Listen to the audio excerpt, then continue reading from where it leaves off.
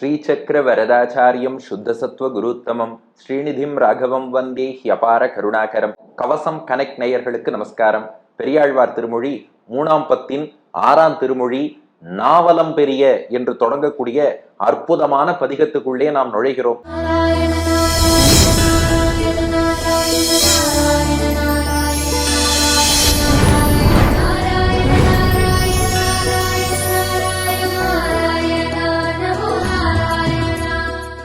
இதுக்கு என்ன விசேஷம் அப்படின்னா 10 பாசுரங்களும் கண்ணனுடைய குழலோசையை வர்ணிக்கக்கூடிய பாசுரங்கள். கிருஷ்ணன் புல்லாங்குழல் ஊதினான். புல்லாங்குழல் ஊதிய போது ஆயர்பாடியில மட்டும் இல்ல, மண்ணுலகத்திலும் விண்ணுலகத்திலும் அத்தனை இடங்களிலும் என்னென்ன மாற்றங்கள் ஏற்பட்டன அதை அப்படியே அனுபவித்து ஆழ்வார் தாமான தன்மையிலே அருளி செய்ததுன்னு பெரியோர்கள் காட்டுகிறார்கள். அதாவது ஒவ்வொரு பதிகம் நாம பார்த்துன்னு வந்தோம். பெரியாழ்வார் யசோதைன்னு வரிசையா ஒரு 22 பதிகங்கள்ல அனுபவம் பார்த்தோம். அதுக்கப்புறம் பெரியாழ்வார் கோபிகைனும் அனுபவம் பார்த்தோம். இப்போ பெரியாழ்வாராகவே பாசுரங்கள் பாடுகிறார். 10 பாசுரங்கள் அந்த குழலோசை கண்ணன் எவ்வளவு அழகாக எழுப்பினான் என்பதை விளக்கக்கூடிய 10 பாசுரங்கள். இதற்கு மணவாள மாமுனிகளின் ஆச்சாரியன் திருவாய்மொழி பிள்ளை சுவாபதேச வியாக்கியானம்னு உள்ளுரை பொருளை விளக்கியும் ஒரு அற்புதமான விளக்க உரை வழங்கி உள்ளார்.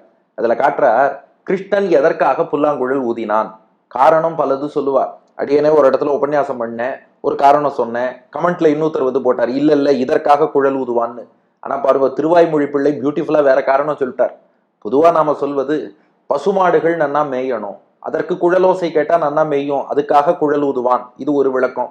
கோபிகைகளை அழைப்பதற்காக, நான் உங்களோடு ராசலீலை புரிய போகிறேன், உங்களோடு நடனமாட போகிறேன், இந்த இடத்துல இருக்கேன் வாருங்கள், அழைப்பதற்காக குழல் ஊதுவான். எல்லாம் சரிதான். திருவாய்மொழி பிள்ளை கேட்டார், அத குழலூதித்தான் கண்ணன் தெரிவிக்க வேண்டுமா? அவன் தன் திருவாயால இசைப்பாடி கூட தெரிவிக்கலாமே. எத்தனையோ வழிகள் இருக்கு, எத்தனையோ விதத்துல ஜாட காட்டலாம். புல்லாங்குழல் தான் சிக்னலா இருக்கணுமான்னா அதுக்கு ரொம்ப அழகா விளக்கிறார் திருவாய்மொழி பிள்ளை.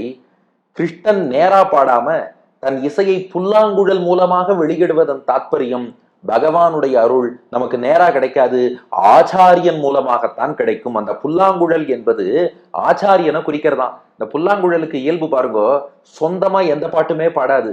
கண்ணன் என்ன இசையை ஊதுகிறானோ அதே ஃப்ரீக்வன்சில அப்படியே வெளிப்படுத்தும். அதைத்தான் ஆச்சாரியனும் பண்றார். சொந்த கருத்து என் மனசுல பட்டது அப்படி எதுவும் சொல்ல மாட்டார். பகவான் திருவுள்ளத்துல, ஆச்சாரியர்கள் திருவுள்ளத்துல என்ன இருக்கோ புல்லாங்குழல் அதை கன்வே பண்ற மாதிரி, ரிப்பீட் பண்ற மாதிரி அதை அப்படியே நமக்கு எடுத்து சொல்லுவார். அப்ப கண்ணனின் இசை நேரா நம்ம கிட்ட வராது, குழலோசை வாயிலாகத்தான் வரும். கண்ணனின் அருளும் நேரா நமக்கு வராது, ஆச்சாரியன் மூலமாக வரும். அதை உணர்த்த கண்ணன் குழல் ஊத போறான். காதுகளை நன்றாக பட்டை தீட்டிக் கொள்ளுங்கள், ரசிக்கலாமா? முதல் பாசுரம். நாவலம் பெரிய தீவினில் வாழும் நங்கை மீர்கள் இதோர் அற்புதம் கேளீர், தூவலம்புரியுடைய திருமால் தூயவாயில் குழலோசை வழியே, கோவலர் சிறுமியர் இளங்கொங்கை குதுகலிப்ப, உடல் உள் அவிழ்ந்து எங்கும் காவலும் கடந்து கயிறு மாலையாகி வந்து கவிழ்ந்து நின்றனரே. நாவலம் பெரிய தீவினில் வாழும் நங்கை மீர்கள் இதோர் அற்புதம் கேளீர், தூவலம் புரியுடைய திருமால் தூயவாயில் குழலோசை வழியே, கோவலர் சிறுமியர் இளங்கொங்கை குதுகலிப்ப, உடல் உள் அவிழ்ந்து எங்கும் காவலும் கடந்து கயிறு மாலையாகி வந்து கவிழ்ந்து நின்றனரே.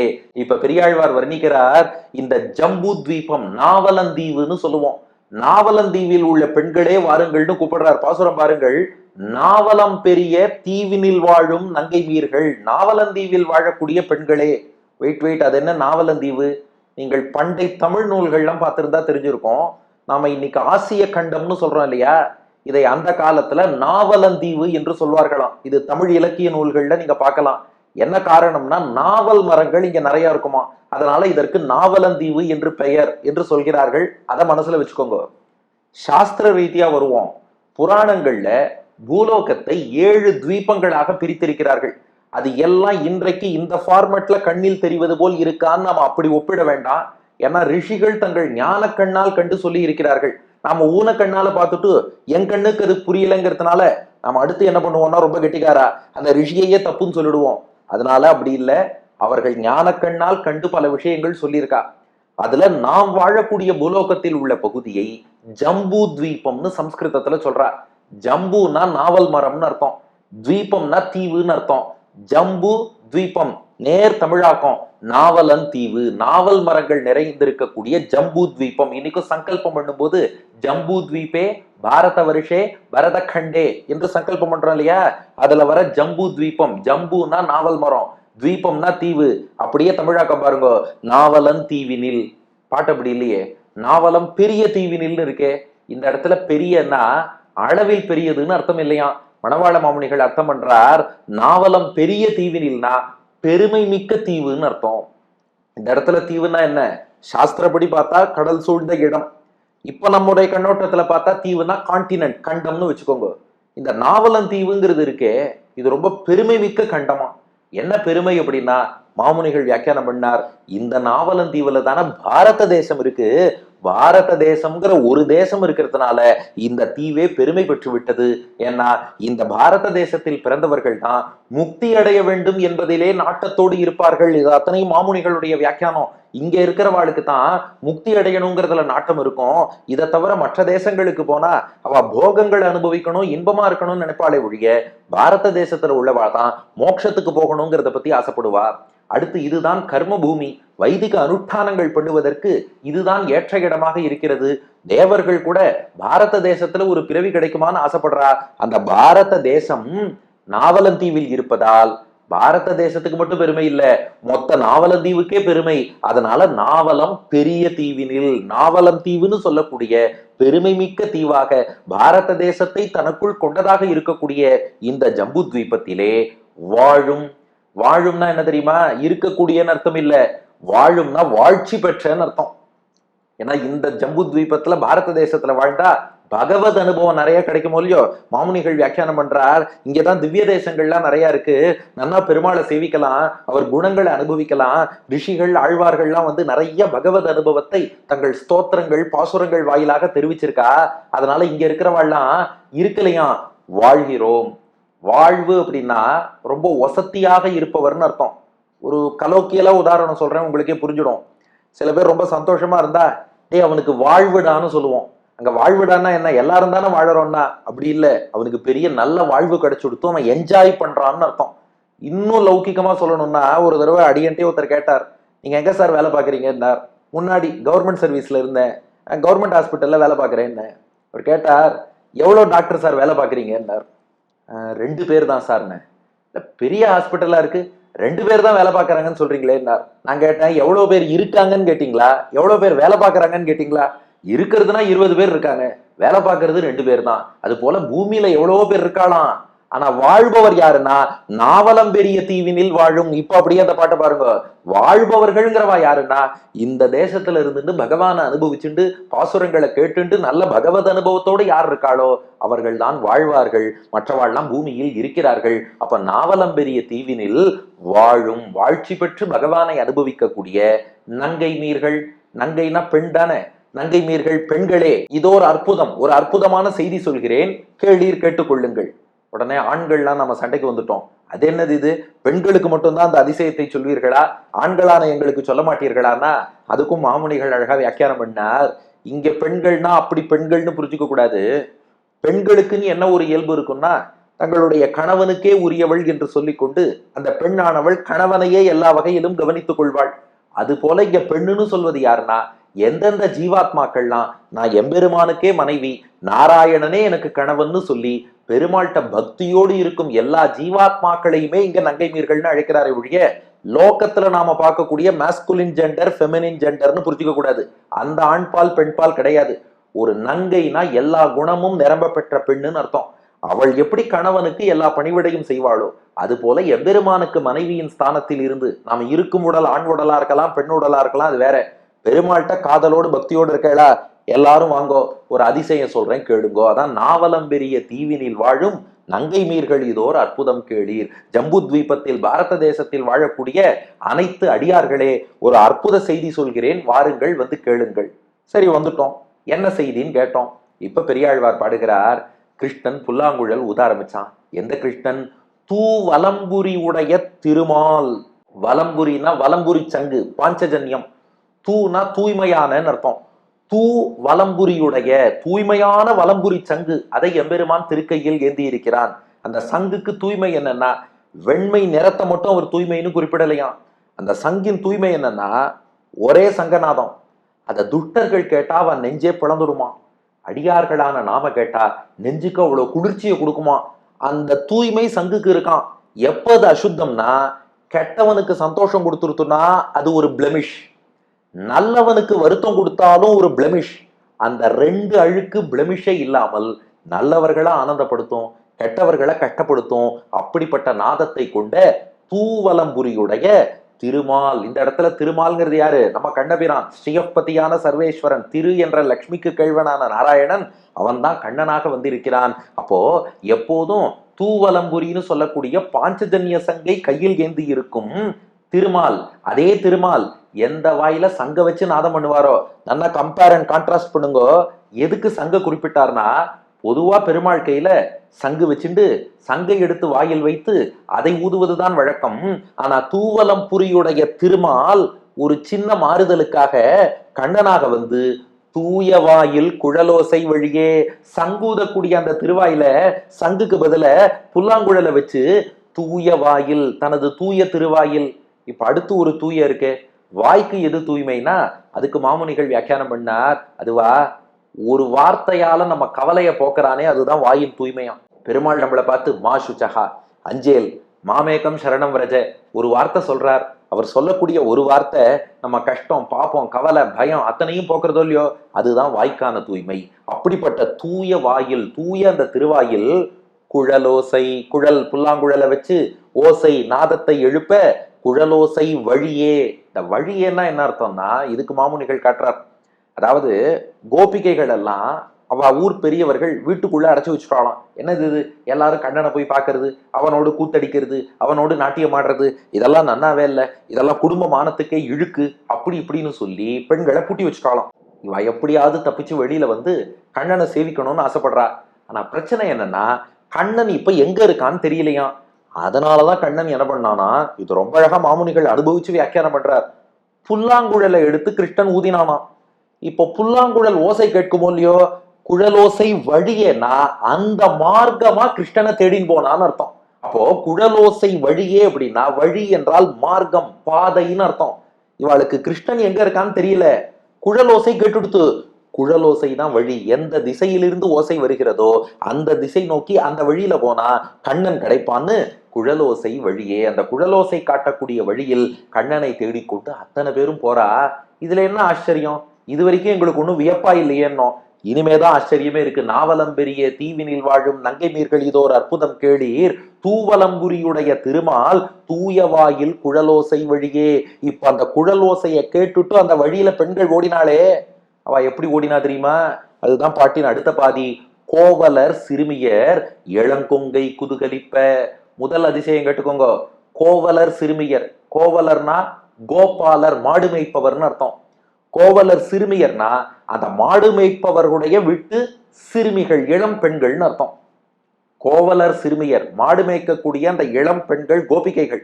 அவர்கள் இளம் கொங்கை, அவர்களுடைய இளமையான மார்பகங்கள், அதாவது அவர்களுடைய நெஞ்சு குதூகலிப்ப, குதூகலம் அடைந்ததான். எப்படிப்பட்ட குதூகலம் அப்படின்னா, இப்படி நினைச்சு பாருங்க. மாமுனிகள் அழகா வியாக்கியானம் பண்றார். குழலோசையை கேட்ட மாத்திரத்துல இவன் நெஞ்சம் சந்தோஷப்பட்டு கிருஷ்ணனை நோக்கி போயிடுத்தான். இவன் நெஞ்சம் எங்க, நெஞ்சம் எங்கன்னு நெஞ்சத்தை தேடிட்டு வா போறாளாம். இது எப்படி இருக்கு? கிருஷ்ணனை தேடிட்டு வா போல.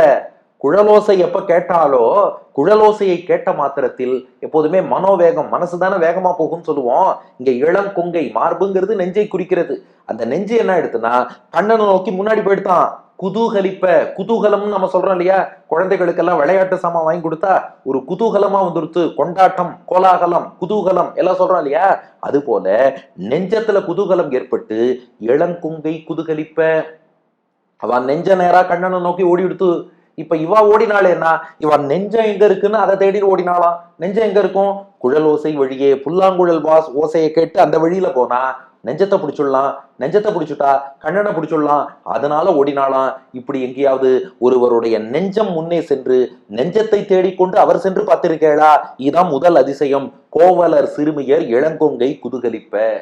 ரெண்டாவது, உடலுள் அவிழ்ந்து, இதுதான் ரெண்டாவது அதிசயமா. இந்த இடத்துல அவிழ்ந்துனா சிதிலம் அடைந்து செதஞ்சு போயின்னு அர்த்தம். உடல் உள் அவிழ்ந்துன்னு இருக்கார். உடல் அவிழ்ந்துன்னா உடம்பு செதஞ்சு போறது. அது எல்லாருக்கும் பாசிபிள். அதாவது சில சமயம் தலைவன் தலைவியை விட்டு போறான்னா அப்படியே தலைவிக்கு உடல் எல்லாம் நடுங்கும், இழைச்சு போயிடுவா, அப்படியே கண்கள்ல இருந்து கண்ணீர் வரும், சில சமயம் மெய் சிலிர்த்து போவா. இன்னொன்று பக்தியில பாவ லட்சணங்கள்னு இன்னும் நிறையவே சொல்லுவார்கள். குரல் தழுதழுப்பது, அப்படியே மயங்கி விழுவது, உடல் சித்திலம் அடைவது, இது போன்ற மாறுதல்கள்லாம் பக்தியில ஏற்படும். பிரசித்தில சர்வகாத்ராகா பவேயுகுன்னு ராமானுஜரும் ஸ்ரீபாஷ்யத்துல பக்தர்கள் பகவானை பிரிந்த நிலையில் எத்தகைய ஒரு நிலையெல்லாம் அனுபவிப்பார்கள், உடல் சித்திலமடையுங்கிறத காமிச்சுட்டாரு. ஆனா இங்க ரெண்டாவது அதிசயம் என்ன தெரியுமா? உடல் உள்ள விழுந்துன்னு இருக்கு. உள்ளுன்னா உள்ளம்னு அர்த்தம். மனசே சதைஞ்சு போச்சான். நல்லா நினைச்சு பாருங்க, உடம்புங்கிறது கான்கிரீட்டான ஒரு பொருள். அதுல இந்த மாதிரி மாறுதல், சிதிலம் அடைவது, உடம்பு அப்படியே நடுங்குவது, இதெல்லாம் பாசிபிள். மனசுங்கிறது அப்டிராக்ட் தானே. ஆனா அந்த அப்டிராக்டான மனசு கூட என்னாச்சா, அவிழ்ந்து சிதைந்து எங்கே கண்ணன் எங்கே கண்ணன் எங்கே கண்ணன்னு சொல்லி உடம்புல மெய் சிலிர்ப்பு இல்ல, மனசும் சிலிர்த்து போகிறது. உடம்பு மெலிவதில்ல, மனமும் மெலிகிறது. எப்படி நம்மாழ்வார் திருவாய்மொழியில ஆறாவமுதே அடியேன் உடலம் நின்பால் அன்பாயே நீராய் அலைந்து கரைய உருக்குகின்ற நெடுமாலேன்னு பாடினார்.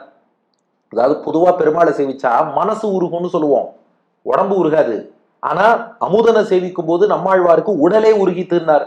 இப்ப அப்படியே ரிவர்ஸ் பண்ணிக்கோங்க, உடம்புல சில மாறுதல்கள் ஏற்படும், அந்த மாறுதல் இப்ப மனசுலயே வந்துருத்து. அதான் உடல் உள் அவிழ்ந்து.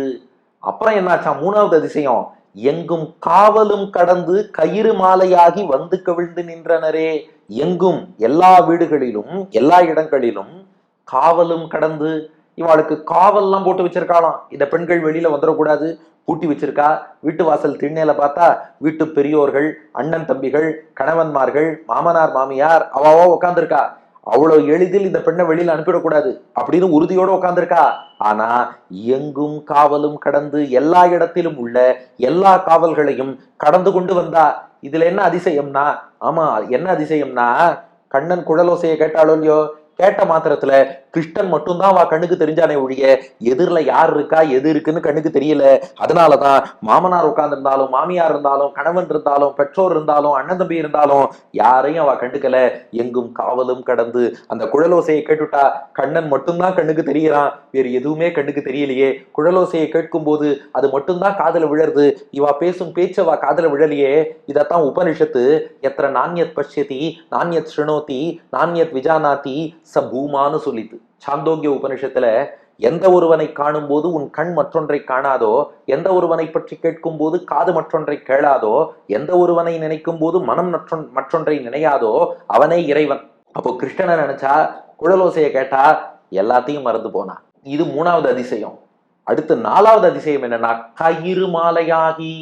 இந்த பெண்கள் எல்லாரும் அதுக்கப்புறம் கண்ணன் இருக்கும் இடத்தில் ஓடி வந்து நின்றார்களாம். எப்படி நின்னான்னா, கயிறு மாலையாகி, ஒரு கயிற்றிலே பூக்கள்லாம் தானா வந்து ஒண்ணு சேர்ந்து ஒரு மாலையானா எப்படி இருக்கும்? மீண்டும் சொல்கிறேன், கொஞ்சம் நன்றாக கவனியுங்கள். ஒரு கயிறு இருக்கு, பூக்கள்லாம் தானே வருது, அந்த கயத்துல தானே வரிசையா வந்து உட்காந்து உட்காந்து உட்காந்து உட்காந்து மாலையை எடுத்துனா, நாம மாலை தொடுப்பதுங்கிறது தனி. நாம என்ன பண்ணுவோம், தனியா கயிறு எடுத்து வச்சுப்போம், பூவை எடுப்போம், அப்பப்போ கொஞ்சம் தீர்த்தம் தொட்டுப்போம், தொட்டு அந்த பூக்களை எல்லாம் தொடுத்து தொடுத்து தொடுத்து தொடுத்து மாலையாக்குவோம். அது ஆர்டர்லியா மாலை வரும், அது வேற விஷயம். ஆனா ஒருத்தர் என்ன பண்ணாரா, பூக்களை கூப்பிட்டு பூக்களை இங்க வாங்கோ, நீங்களே இந்த கயிறோடு சேர்ந்து மாலையாக ஆகி விடுங்கள்னாராம். கயிறு மாலையாகி, அந்த வார்த்தையை நல்லா கவனிங்க.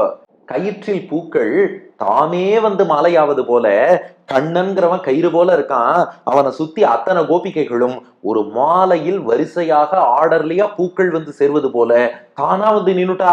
அதுவும் எத்தனை பேர்னா, 5 லட்சம் பேர். நினைச்சு பாருங்க, பள்ளிக்கூடத்துல ஒரு வகுப்புல ஒரு 20 மாணவர்களை ஒரு லைன்ல நில்லுன்னா அதை நிக்க வைக்கிறதே எவ்வளவு கஷ்டமா இருக்கு. அதுல அவாவா கழுத்துக்கு நேரம் வேற இப்படி கையை நீட்டி ஸ்ட்ரைட் லைன்ல நின்று இத்தனை விஷயம் சொல்றோம் இல்லையா. ஆனா இங்க என்ன அதிசயம்னா, 5 லட்சம் பேரும் வட்ட வடிவில் வந்து நின்றார்களாம். பார்த்தா கண்ணன் என்ற ஒரு கயிற்றில் தொடுக்கப்பட்ட மாலையில் உள்ள பூக்கள் போல 5 லட்சம் பேரும் வந்து நின்றாலே. கயிறு மாலையாகி, ஒரு கயிற்றில் கோக்கப்பட்ட பூ மாலை போல தானே வந்து நின்றார்களே, திரள் திரளாக நின்றார்களே. இது நான்காவது அதிசயம். கடைசியா அஞ்சாவது அதிசயம், வந்து கண்ணன்ட்ட வந்துட்டு கவிழ்ந்து நின்றனரே. கவிழ்ந்துன்னா தலை குனிந்துன்னு அர்த்தம். கவிழ்ந்து நின்றனரே, தலை குனிந்து நின்றார்களாம். என்னன்னா, கிருஷ்ணனை பார்த்து அவ அத்தனை பேருக்கும் வெட்கம் வந்துருத்தான். ஆஹா, கிருஷ்ணன் எவ்வளவு அழகா இருக்கான். அப்படியே அவனுடைய திருமுகத்தை பார்த்தார்கள். பொதுவா மற்றபடி கோபிகைகள் கிருஷ்ணன்ட்ட நாணம் கொண்டார்கள்னு பொதுவா வரலாறு கிடையாது. ஏன்னா கண்ணனை பார்த்தா நம்ம வீட்டு குழந்தை, எப்படி வேணாலும் பழகலாம், அவனை அடிக்கலாம், உரலோட கட்டி போடலாம், என்ன வேணா பண்ணலாம். அப்படி நினைக்கக்கூடிய கோபிகைகளுக்கு கண்ணனுடைய காதல் ரசத்தை பார்க்கவும் குழலோசையை கேட்கவும் அவ மனசுல நாணம் வந்தது. கண்ணனை பார்த்து நாணம் கொண்டு, இந்த பாகவதத்துல சுகபிரம்மம் அழகா வர்ணிக்கிறார். இந்த கால் விரலால தரையில அப்படியே கோடு போடுறதும் பாருங்க, அது போல கால் விரல்களை அப்படியே பூமியில தேய்ச்சிட்டு தலை கவிழ்ந்தபடி கண்ணன் முன்னாடி வந்து அத்தனை பேரும் நின்றா. இதுல என்ன அதிசயம்னா 5 லட்சம் பேரும் அதே மாதிரி தலை குனிந்து அதே மாதிரி கண்ணனை நினைத்து கொண்டு அவன் முன்னாடி நின்றார்களே. அப்போ மனசும் ஒத்து போயிருக்கு, நிற்கக்கூடிய வடிவும் ஒத்து போயிருக்கு. அத்தனை பேரும் வேற எதையும் காணாமல் கண்ணனை நோக்கி ஓடி வந்தார்கள். இவாளுக்கு முன்னாடி நெஞ்சம் கண்ணன்ட்ட ஓடி வந்துருத்து. உடல் சிதிலமாவது இல்லை, உள்ளமே சிதிலமாறுது. இத்தனைக்கும் என்னப்பா காரணம்னா, இவன் புல்லாங்குழல் எடுத்து ஒரே ஒரு முறை இசை பாடினான், அந்த குழலோசைக்கு இத்தனை விளைவுகள் ஏற்பட்டது. அதிசயத்தை வந்து கேளுங்கோங்கிறார். நாவலம் பெரிய தீவினில் வாழும் நங்கை மீர்கள் இதோர் அற்புதம் கேளீர். தூவலம்புரியுடைய திருமால் தூயவாயில் குழலோசை வழியே கோவலர் சிறுமியர் இளங்கொங்கை குதுகலிப்ப உடல் உள் அவிழ்ந்து எங்கும் காவலும் கடந்து கயிறு மாலையாகி வந்து கவிழ்ந்து நின்றனரே. நாவலம் பெரிய தீவினில் வாழும் நங்கை மீர்கள் இதோர் அற்புதம் கேளீர். தூவலம் புரியுடைய திருமால் தூயவாயில் குழலோசை வழியே கோவலர் சிறுமியர் இளங்கொங்கை குதுகலிப்ப உடல் உள் அவிழ்ந்து எங்கும் காவலும் கடந்து கயிறு மாலையாகி வந்து கவிழ்ந்து நின்றனரே. மிக பெருமை பெற்ற நாவலந்தீவிலே வாழக்கூடிய பெண்களே, எல்லோரும் வந்து இந்த அதிசயத்தை கேளுங்கள். கையில் எப்போதும் தூய்மையான பாஞ்சஜன்யத்தை ஏந்திய திருமால் இப்போ கண்ணனாக வந்து தன் தூய திருவாயில் புல்லாங்குழலை வைத்து ஊதிய போது கோபிகைகள் அத்தனை பேரும் தங்களுடைய நெஞ்சம் அவர்களுக்கு முன் குதூகலத்தோடு கண்ணனை நோக்கி நாடி செல்ல, உடலோடு உள்ளமும் சேர்ந்து சிதிலமடைய, எல்லா காவல்களையும் கடந்து போய் ஒரு கயிற்றில் தானே பூக்கள் மாலையாக கோக்கப்படுவது போல் தானே வந்து கண்ணன் முன்னே நின்று தலை கவிழ்ந்தபடி நின்றார்களே. இதுதான் அதிசயம் என்பது பாட்டின் திரண்ட பொருள். அடியன் வழங்கும் ஆங்கில வடிவம். O the great residence of Jambudvipa, O women folks living here, please listen to this wonder. As Lord Sriman Narayana, who carries the pure conch in his hand, took the flute and blew it with his pure mouth, all the gopikas with their breasts springing with joy and their body and mind getting distorted, crossing all hurdles, becoming a garland with a string, went to Krishna with their heads down, they stood in front of him என்பது இதற்கான ஆங்கில வடிவம். நீ இதற்கு அடுத்த பாசுரம் குழலோசையை பத்தி இனிமேதான் வர்ணனை. இப்போ குழலோசை முதல்ல கோபிகைகள் எப்படி வந்து நின்னான்னு சொல்லிட்டார். இனி அந்த இசை எப்படியெல்லாம் நம் மனங்களை பாதித்தது என்பதை அடுத்த பாசுரம் முதல் வர்ணிக்கப் போகிறார். அடுத்த பகுதியில் காண்போம். பெரியாழ்வார் திருவடிகளே சரணம்.